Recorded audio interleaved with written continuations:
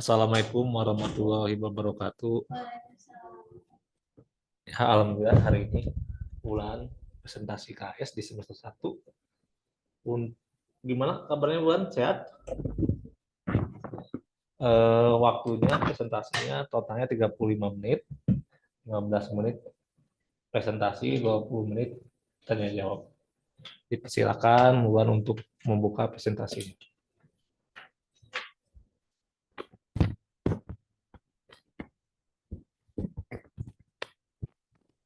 Assalamualaikum warahmatullahi wabarakatuh. Waalaikumsalam.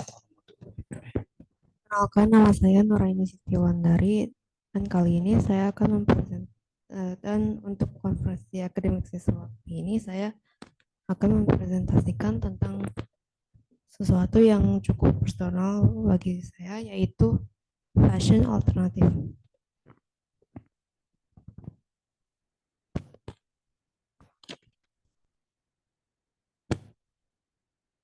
Yang akan dibahas adalah tentang fashion alternatif itu apa, sejarahnya, psikologi dan contoh-contoh stylenya, dan pengalaman pribadi saya tentang alternatif fashion, dan terakhir pesan. Apa itu fashion alternatif? Fashion alternatif mengacu pada gaya yang menyimpang dari tren arus utama atau konvensional yang merangkul individualitas, ekspresi diri dan estetika subkultur. Gaya ini sering ditandai dengan desain yang berani dan tidak konvensional, kombinasi eksperimental, dan pengaruh dari berbagai gerakan bawah tanah atau niche. Sejarahnya adalah diawali sebelum abad ke-20. Pakaian yang ditentukan oleh peran dan norma masyarakat yang ketat, fashion alternatif masih jarang dan terbatas pada gerakan-gerakan bawah tanah. Kemudian tahun 1960-an, gerakan tandingan seperti hippies menantang norma-norma masyarakat melalui gaya ekletik dan bohemian. Kemudian tahun 1970-an, fashion punk muncul, menekankan pemberontakan dengan pakaian robek-robek, jaket kulit, dan estetika DIY. Kemudian tahun 1980-an, fashion gothic muncul, terinspirasi oleh romantisme gelap dan band-band seperti Bauhaus.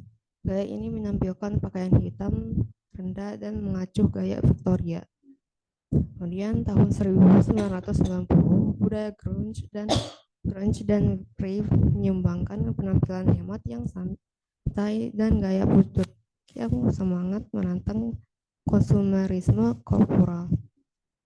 Akhirnya tahun 2000-an hingga sekarang, internet dan media sosial menciptakan komunitas global untuk gaya seperti emo, synth, dan lain-lain.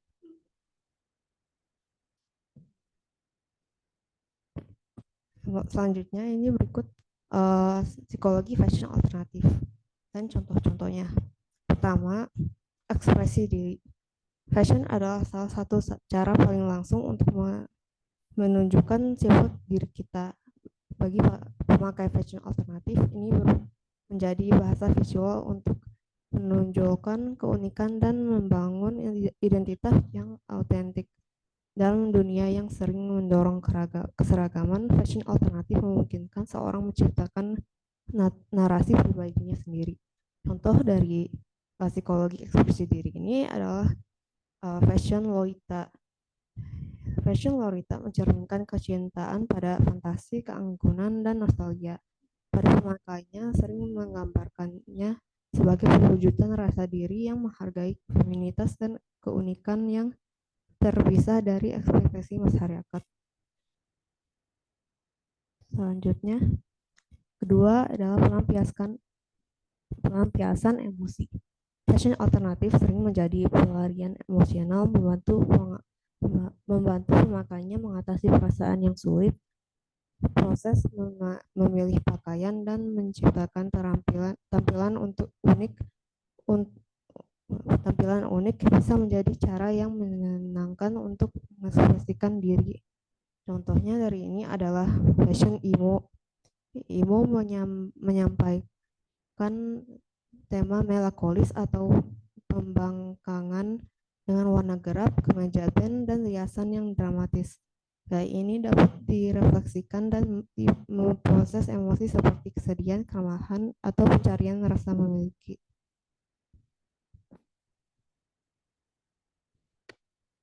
Ketiga, ada pemberontakan dan otonomi. Fashion alternatif juga melambangkan perlawanan terhadap norma-norma masyarakat. Ini menjadi cara untuk menentang standar kecantikan dan ketekanan untuk seragam. Bagi banyak orang, fashion ini adalah simbol kebebasan dan penegasan identitas diri. Contohnya dari ini adalah fashion Gyaru. Gyaru menantang standar kecantikan tradisional Jepang dengan menggunakan riasan tebal, kulit kecoklatan, dan gaya mewah. Gyaru menantang citra feminim yang konvensional dan sederhana, memperdayakan ekspresi diri dan otonomi sambil menolak ekspektasi masyarakat tentang kecantikan. Pesannya dari fashion alternatif itu adalah fashion alternatif bukan hanya tentang mengenakan pakaian. Ini adalah bentuk ekspresi diri dan seringkali mencerminkan keyakinan, identitas, dan emosi pribadi. Fashion alternatif merayakan keunikan, keaslian, dan kebebasan berekspresi. Fashion ini memberikan kekuatan untuk satu, merangkul keunikan dan menolak norma masyarakat. Dua, merebut kembali identitas dan menantang stereotip. Tiga, menceritakan kisah pribadi melalui gaya. Empat, terhubung dengan komunitas yang mendukung dan memiliki pemikiran serupa. Terakhir, mendorong penerimaan yang lebih luas terhadap keindahan dan identitas yang beragam. Intinya, fashion ini menyampaikan pesan kamu bebas menjadi dirimu sendiri. Adalah pengalaman pribadi saya mengenai fashion alternatif. Saya juga suka memakai fashion alternatif. Fashion alternatif yang saya pakai adalah stylenya namanya jirake. Saya memakai jirake bukan hanya karena terlihat lucu, tapi karena membuat saya merasa unik dan merasa individualitas. Saya sering merasa tidak percaya diri dengan penampilan, berat badan, dan nilai-nilai saya, dan kadang membuat saya merasa kurang dibanding orang lain. Tapi lewat fashion alternatif,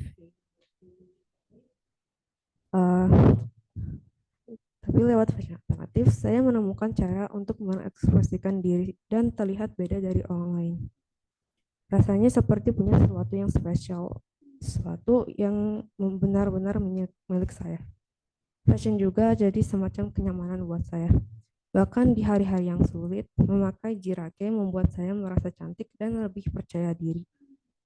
Ini cara saya mengalahkan, mungkin saya tidak sesuai dengan standar masyarakat, tapi saya tetap bisa merasa percaya diri dan cantik dengan cara saya sendiri.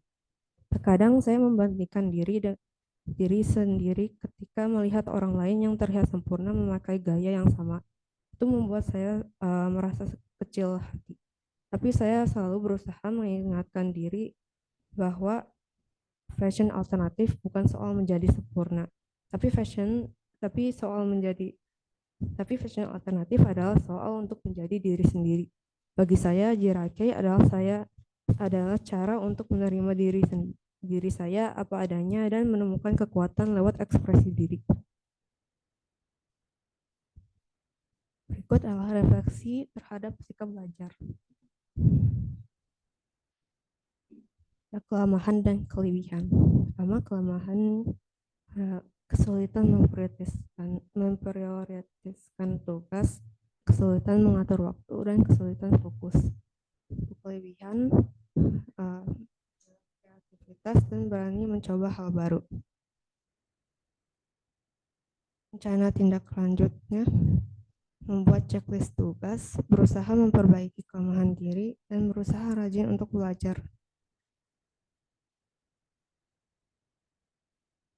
Rencana tindak lanjut yang dari orang tua adalah memberi dukungan, mengingatkan jika ada yang salah dalam belajar.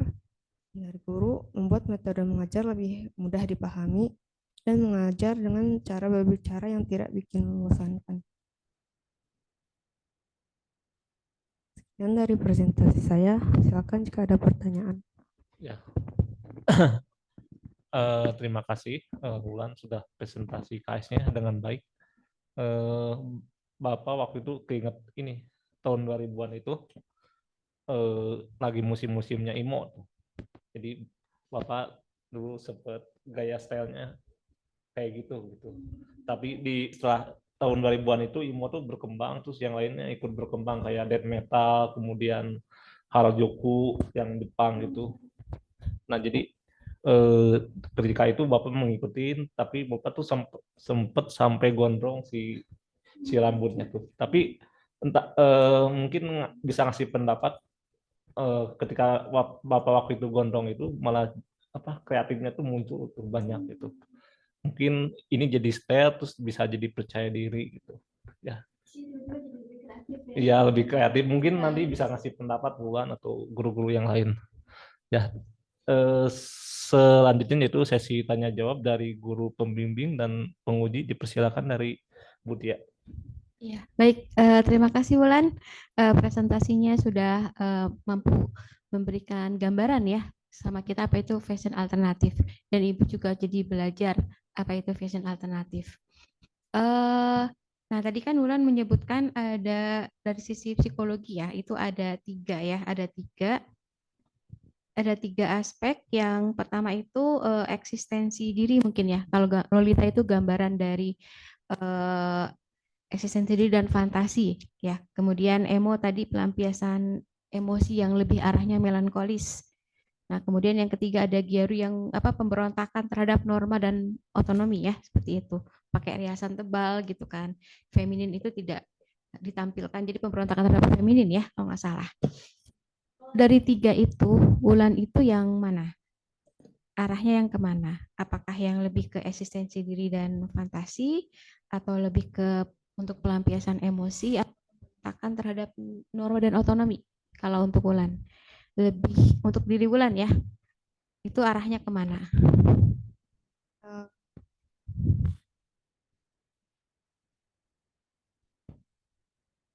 Kayaknya ketiganya.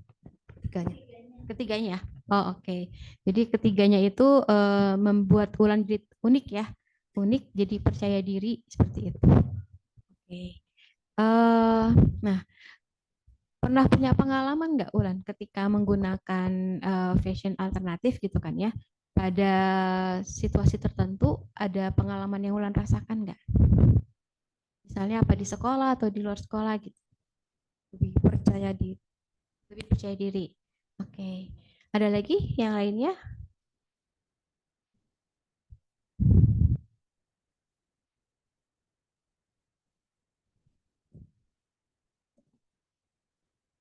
Arahnya lebih ke ya? Lebih merasa bebas. Lebih merasa bebas menjadi diri sendiri ya. Itu yang poin penting tadi ya dari fashion alternatif. Baik, terima kasih Wulan. Ibu silakan. Baik, selamat Wulan sudah menyelesaikan presentasinya. Ibu tadi punya pertanyaan pertama, udah langsung terjawab. My first question, bagaimana fashion alternatif dapat mencerminkan identitas dan kreativitas individu? Tadi sudah Wulan jelaskan ya. Untuk ekspresi diri, emosi, kemudian pemberontakan terhadap dan otonomi ya. Tadi udah Wulan terjawab dari presentasinya. Pertanyaan Ibu yang kedua.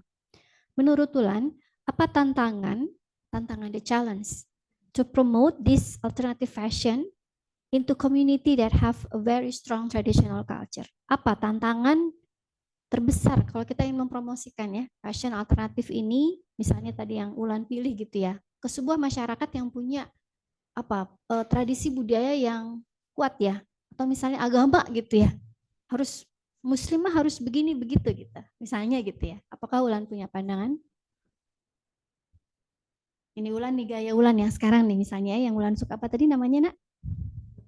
Jiraki ya. Menurut Ulan, kalau Ulan ingin teman-temannya bergaya seperti Jiraki itu ada nggak kesulitannya untuk mempromosikan itu? Mungkin karena Jirake itu sangat mahal, mahal Mahal, oke. dan karena alternatif fashion itu kan nggak eh, itu nggak biasa, jadi susah nyari kayak toko-toko yang menjual gitu ya, Ulan di mana dapatnya? Online ya? online.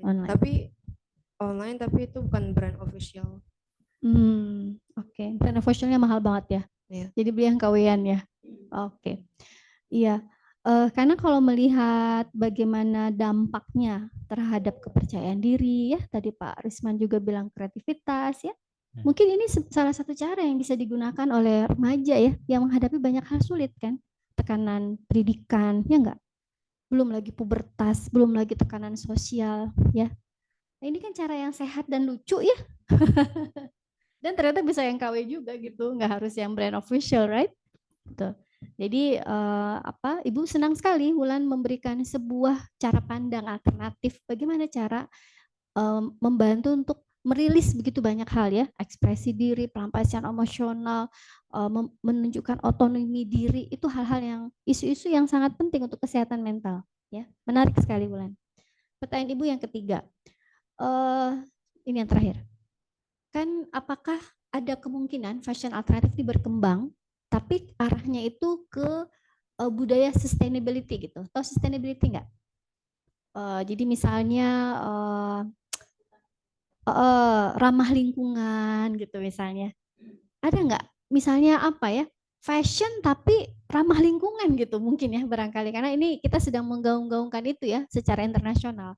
Bagaimana kita membuat sesuatu yang basisnya itu ramah lingkungan gitu, tidak jadi sampah misalnya. Ada nggak itu Ulan terpikirkan misalnya? Kemungkinan fashion alternatif tapi berbasis teknologi-teknologi ramah lingkungan gitu misalnya. Kepikiran nggak sama Ulan? Nih ya, misalnya dia pakai bahan-bahan daur ulang gitu misalnya. Mungkin nggak tuh Lan? Bisa aja ya, bisa aja. Karena sekarang ini orang merasa bahwa dia akan menjadi penyelamat dunia kalau menggunakan sesuatu yang ramah lingkungan gitu ya. Kayak sekarang di Bandung itu kalau sampah tidak dipilah, tidak diangkut misalnya gitu ya. Mungkin plastik kedepannya bisa lebih diolah ya untuk fashion gitu barangkali, dan menjadi fashion alternatif itu sebagai orang yang membela bumi gitu misalnya. Ada ini hanya ide-ide liar Ibu saja Wulan ya tentang fashion alternatif. Terima kasih penjelasan Wulan sangat jelas, kemudian ada landasan psikologinya clear. Ibu sangat mengapresiasi, mudah-mudahan banyak hal lain yang bisa Wulan bagikan pada orang lain ya terkait dengan fashion alternatif ini. Jadi teringat tadi kata-kata Bu Tari tentang fashion alternatif ya, yang dari sampah. Kebetulan Ibu tuh dulu pernah ikut trash fashion, jadi ada karnaval trash fashion, dan Ibu itu mengolah pakaian itu dari spanduk-spanduk. Jadi waktu itu Ibu masih di bank. Jadi spanduk-spanduk bekas itu Ibu jadikan baju, kemudian sampah-sampah plastiknya itu dijadikan bunga gitu kan. Jadi betul-betul kayak gaun gitu. Dan itu menang loh 2 tahun berturut-turut jadi juara umum. Iya. Betul. Iya, tapi memang itu tidak untuk konsumsi sehari-hari Bu Tari. Nah, tapi ada juga sekarang orang-orang yang bahan yang maksud baju kita yang lama itu daripada beli baru, yang lama itu diolah gitu kan. Jadi modelnya diganti, gayanya diganti sehingga hemat dan bisa memanfaatkan itu tadi. Iya, ada yang seperti itu.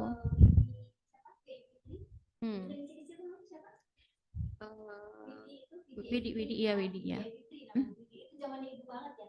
Tapi dia itu kerjanya sekarang. Si Widi itu kerjanya adalah anaknya yang artis pemain film apa tuh terbaru Siksa Kubur kalau nggak salah. Dapat Piala Citra tuh anak. Dia itu kerjanya meremake bajunya. Jadi baju-baju dia itu dia remake desainnya, kemudian dijahit sama anaknya yang si pemenang Piala Citra itu. Ada yang fashion alternatifnya begitu. Tapi itu kayaknya fashion alternatifnya emak-emak yang pengen berhemat. Ya, baik. Selamat ya, Bulan. Bagus sekali. Sekali lagi, Bapak boleh tanya nggak? Kan ini tuh fashion alternatif tuh arah-arahnya kan awal-awalnya dari musik gitu. Kan kayak emo misalnya dari Paramore atau MCR, terus kalau kayak death metal mungkin Metallica dan sebagainya gitu. Nah, kalau Wulan ini berarti menyukai musik juga mungkin ya. Nah, itu genrenya apa musiknya? Hmm, fashion alternatif bukan fashion alternatif juga nggak harus berbasis musiknya juga bisa eh, lebih ke fashionnya juga. Nah, tapi saya juga suka mendengarkan musik banyak yang mungkin bukan mainstream gitu, yang kayak niche underground. Ada banyak sih, tapi salah satu genrenya adalah Vocaloid. Vocaloid.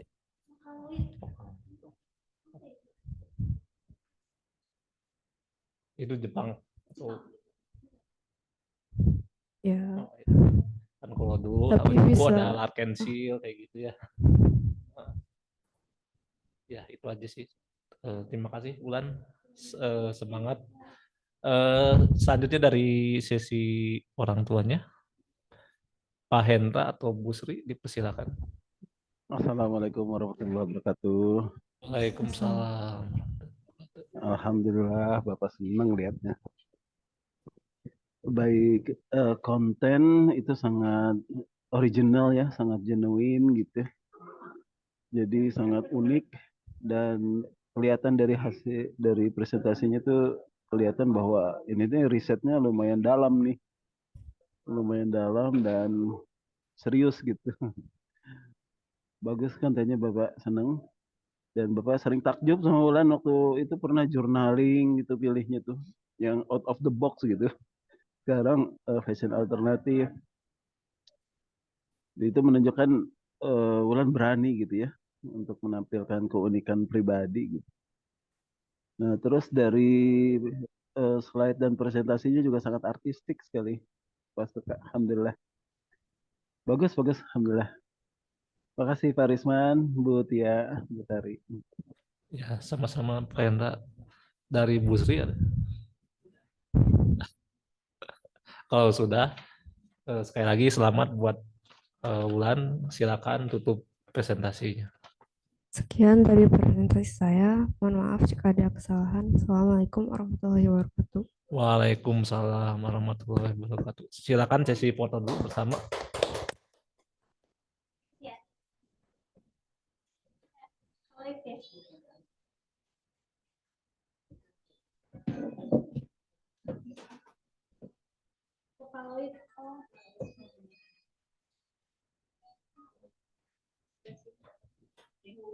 Iya, ikut di sini. Buat sebagai humas ya, bukan sebagai guru pembimbing kelas ya. Ini gimana langsung dicetak ya? Iya, yang merah. Itu mah ngerekam, itu mah video. Oh.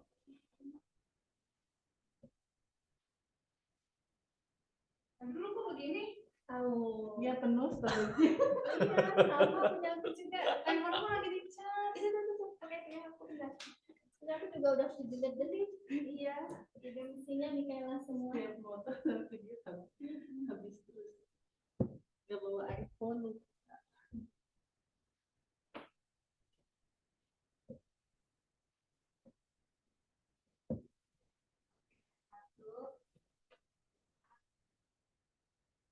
Ditunjuk itunya dong, ditunjuk. 1, 2, 3 sini, oke. Oke. Bu, ajarin fashion alternatif terus sama bisa ya? Bisa. Ini Bu Asti. Selamat bulan. Tapi emang gayanya apa? Oh dulu Bapak.